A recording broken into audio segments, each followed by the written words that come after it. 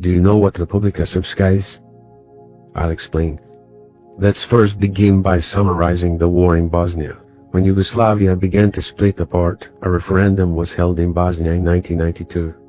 63.7% of the population voted, and of these, 99.7% voted for an independent state. Majority of the Serbs boycotted the referendum. It ended up with the Yugoslav army ruled by Serbia entering Bosnia as before in Croatia to help the Serbs create their own territories. The Serbs in Bosnia then created their own unrecognized territory, which was named Republika Srpska. In English, Serb Republic. They also created their own army, and with the help of the Yugoslav army, which at that time was one of Europe's strongest armies, they managed to get all the best and most modern weapons that Yugoslavia had, and which were actually financed by all citizens' tax money. More than 100,000 people died in the war, and according to the Hague and international communities, there were over 40,000 civilians. Of these, more than 4,000 were Serbs, 2,000 Croats, and more than 33,000 Bosniaks. In other words, over 82% of the civilians were Bosniaks, which is the kind of guide to who were the biggest victims. In 1995, and in order for the war to end, all three parties signed the Dayton Peace Agreement, which meant that the country of Bosnia and Herzegovina would have two entities. And that's where Republika Srpska comes in. It's one of the two entities. Well, since the war ended, Republika Srpska has always been working against its own country, Bosnia and Herzegovina, in the hope that the country would not be able to function, so that eventually Republika Srpska could break out and gain their independence. Such scenery, however, is just an impossible nationalist dream. So let me explain why Republika Srpska will never be able to become independent. We can start with the historical aspect. Well, there's not so much to say. Republika Srpska was founded in 1992, at the same time as Fresh Prince of Bel-Air and Meadows Place was recorded. To clarify the whole thing, it has no centuries-old established history. But the country of Bosnia, however, was first mentioned in 948, in the Administrando Imperio, more than 1,000 years ago, while Republika Srpska is as old as a World War I-60. Let's move on to logical thinking. There are dozens of regions in Europe that want an independent state, such as the Basque Country, Wallonia, Lombardy, and above all, Catalonia.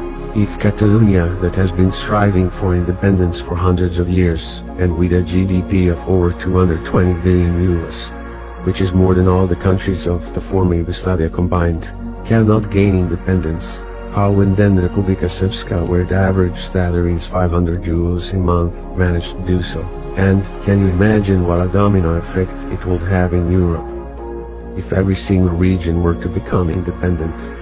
Besides that, according to the Dayton Peace Agreement, Republika Srpska is explicitly prohibited from seceding from Bosnia, and it is confirmed by International Court of Justice.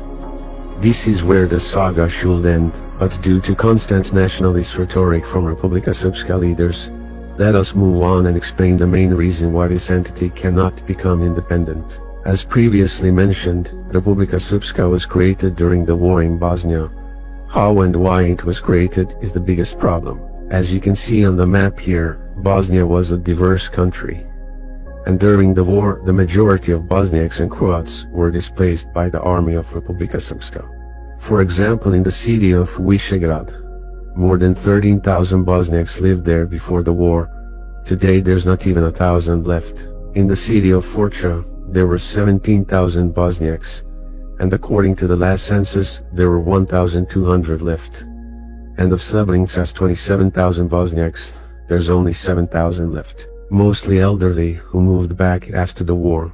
Even in the northern part, the majority were displaced. Polish demographer Eva Tabu used the northern Bosnian region of Prijedor as an example of dramatic demographic change. She said that the percentage of Bosniak population dropped from 42.6% before the war to just 1% in 1997. And in the largest city in Republika Srpska, Banja Luka, more than 75,000 Bosniaks and Croats were expelled, even though that the city did not have a day of war. A total of 750,000 and 1,000,000 Bosniaks and Croats were expelled from their homes, from the territory, held by the forces of Republika Srpska during the war. Do you recognize the pattern for this whole situation? Ethnic cleansing. Can something that was created in the 90s and that conquered territory through ethnic cleansing become independence today? Well, maybe in the Middle Ages, but not in our time, when spaceships try to reach Mars and cars drive by themselves. And what should we say about the fact that over 500 mass graves were found in Republika Srpska from the war?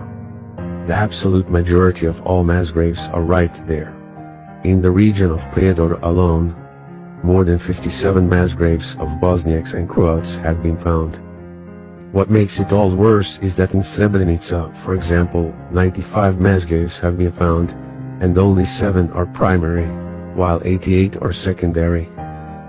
This means that the bodies were exhumed, then put in another mass grave when it was thought that someone will find them.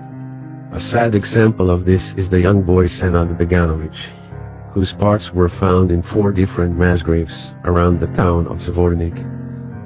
Building a pool requires an excavator, several workers, a truck, and above all, a plan. What is then required to dig a 9-meter deep hole that extends 100 square meters? Yes, so big was the mass grave in Tomashica, in which 435 dead Bosniaks and Croats were found, only 300 meters away from the villagers who lived there. Interesting that none of them saw that something so big was being dug. Can something that was created during the digging and hiding of mass graves become independent? Perhaps in a bad movie, but not during a time when human rights are on the agenda in every country, authority and organization. There were also many concentration and internment camps in Bosnia, but even there, Republika Srpska leads with the largest, such as Trnopolje, where it is estimated that more than 30,000 inmates passed through. And in Omarska, around 6,000 Bosniaks and Croats, mainly men, were held at the camp for about 5 months, in the spring and summer of 1992. Hundreds died of starvation, punishment, beatings, and executions.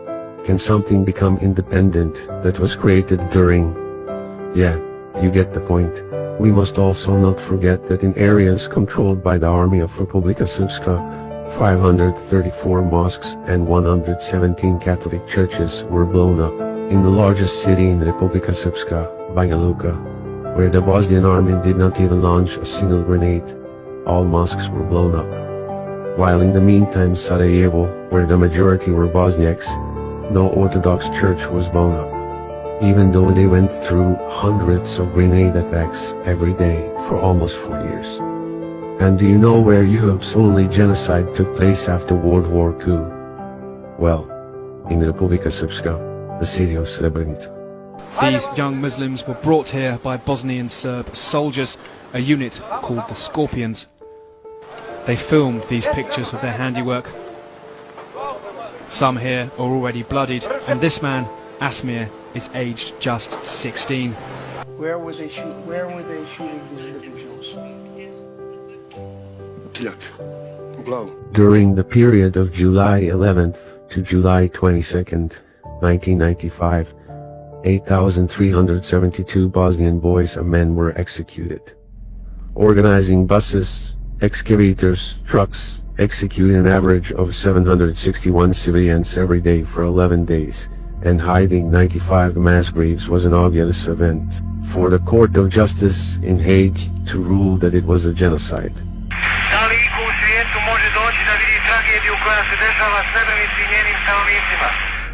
And Srebrenica was not only a base where thousands of people were killed. Executions took place all over Republika Srpska. In fact, the 6 worst massacres in the Bosnian War took place right there. In Prijedor, 3,000 to 4,000 were killed. In Foča, over 2,700. In Visegrad, 2,000 to 3,000. And in the capital Sarajevo itself, more than 12,000 people were killed during the siege. What happened in Republika Srpska during the period 92 to 95 is a shameful stain on the UN's suit. The outside world was numb when Milan Lukic in Visegrad murdered hundreds of civilians. The outside world was numb when Sarajevo, a capital in the heart of Europe, was besieged by Republika Srpska's army and shattered for 1,425 days.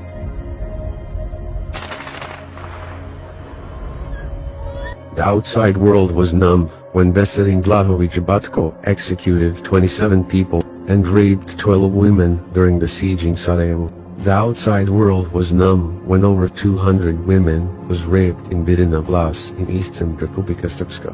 And in testimony given to the Basioni Commission, it is claimed that women brought to this camp had been chosen to bear Chetnik children and were selected carefully.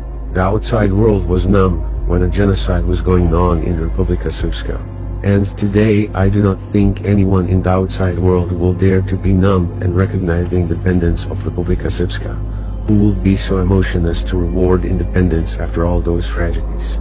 In the Hague Tribunal for War Crimes, Serbian war criminals were sentenced to more than 1,038 years in prison. Republika Srpska's first president was convicted of genocide, war crimes and crimes against humanity. Republika Srpska's Supreme General was found guilty of 10 charges, 1 of genocide, 5 of crimes against humanity, and 4 of violations of the laws or customs of war.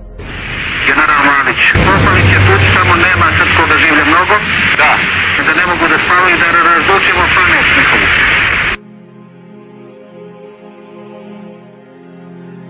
Ona je granata u sobu, od RB, gdje je spavala iz kreveta. Metar iz kreveta se zabila. These men were in the lead when this entity was created. Despite all that, a large part of the Republika Srpska's population believe that Karadzic and Mladic are heroes. There's a lot of propaganda today, especially from the extreme right, which is trying to change history. But I forget that we live in a time of source criticism.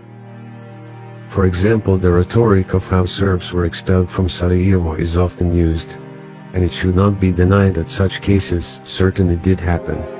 But the vast majority of Serbs left Sarajevo when Momčilo Kraješnik, one of their leaders, proposed and informed all Serbs to leave the capital. Today, live in Sarajevo. Stay to Sarajevo, Serb Sarajevo. Yeah, but not possible. Sorry. You are Serb? Serb? It should also not be forgotten that even Sarajevo Serbs were besieged by the Serbian forces, and therefore many of them chose to join the Bosnian army.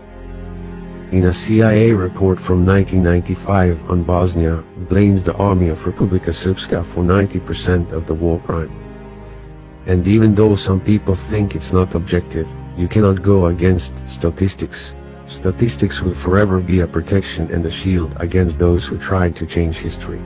Even if you follow the Serbian figures, it's obvious what happened. In addition, today, we are spoiled with the internet, and it's just a click away for you to see what happened in Bosnia in the 90s. For Bosnia to become a functional country, people must acknowledge genocide and war crimes. If they do that, the history will be easier to accept. Automatically, the future will be brighter. Otherwise, there's always a risk for history to repeat itself. People must realize that Bosnia was not created 92 or 45, nor during the Ottoman Empire. Bosnia was created over 1,000 years ago, by the common ancestors of its current population. Nationalist rhetoric and wishful thinking about gaining independence for Republika Srpska only creates problems on already existing problems. If Bosnia continues to be as it is today, it will be fairer to close down Republika Srpska and recognize the Republic of Bosnia following the 1992 referendum, than to give a simple gravel stone a Republika Srpska independence.